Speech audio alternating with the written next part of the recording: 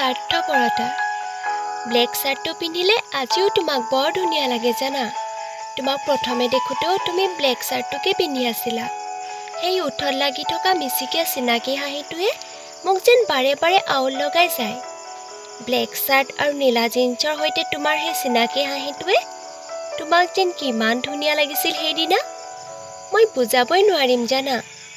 কিন্তু সময়ৰ সোঁততচোন সেই হাঁহিটো হেৰাই গ'ল আজি।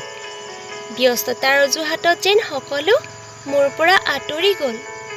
জীৱনে মোৰ সৈতে যেন পাশা খেল খেলিলে জানা, য'ত ধৰ্ষিতা হ'ল মোৰ আকলো মৰম ভাল পোৱাবোৰ। কেৱল বুজিবলৈহে বাকী থাকিল এটা কথা, কিজানি সকলোৰে মাজত আছিল নেকি তোমাৰো স্বাৰ্থপৰতা। অজানিতে যদি কিবা ভুল কৰিছিলোঁ, মোক আহি তুমি কিয় ক'ব নোৱাৰিলা? ক'বানে? আহি মোক এবাৰ ক'বানে?